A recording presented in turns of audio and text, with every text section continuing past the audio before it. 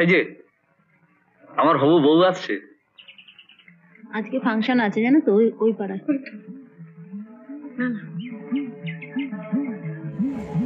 কি রে, এটা নিলি কেন? রাস্তার কুকুরগুলো পেছনে লাগলে পিটবো। ওই কুকুর তো দেখি না একদম। আজ দেখাবো।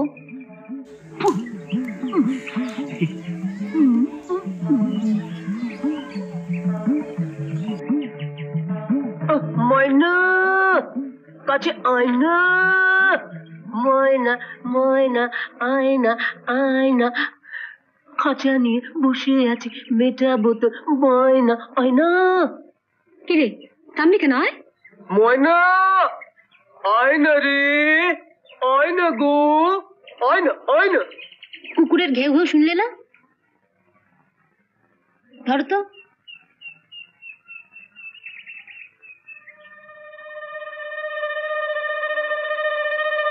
কই দেখি তোমার খাঁচাটা। খাঁচা? এই যে খাঁচা। খাঁচাটা তো চামড়ার চাদর দিয়ে ঢাকা আছে, চাদরটা সরাও দেখি খাঁচাটায় কতটা জায়গা আছে। এটা সরাবো কি করে? আমি সরিয়ে দিচ্ছি। ও সরাবে। এই এই তুই বলি, এই বলি আছে।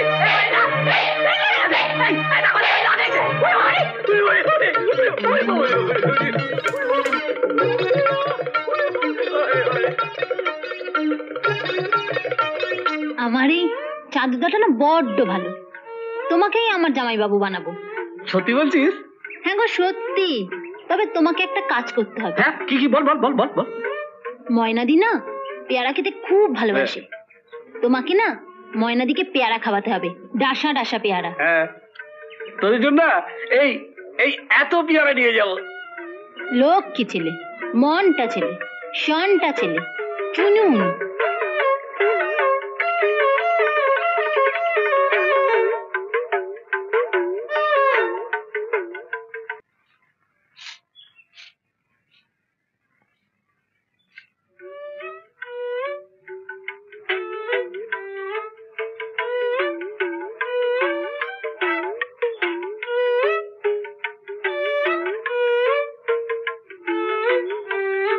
ও জাদুদা, হ্যাঁ এনেছো?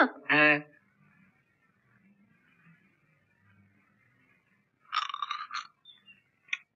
কেমন? চলে যাবে, তবে তেমন নয়। ময়নাকে ডাক, ওকে ঠোঁয়াটা দিয়ে যায়। তোমার নামে দিয়ে দাও, আমি দিয়ে দেবো। তুই দিবি? আমি ভাবছিলাম যে কি ভাবছিলে? আমি ওর হাতে হাতে দিত। শোনো চাদুদা, আমি না সেদিন ভুল করে তোমায় পেয়ারা কথা বলেছিলাম। ময়নাদি বলেছে আম হলে খাবে, পাকা মিষ্টি আম, পেয়ারা খাবে না। পাকাম? পাকাম কোথায় পাবো?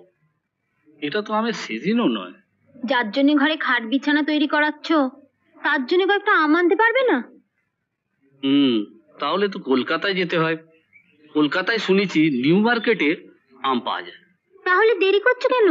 কালই বেরিয়ে পড়ো। ময়নাদি লাল পাড় শাড়ি পরে তোমার হাত থেকে লাল টুকটুকে আম নেবে।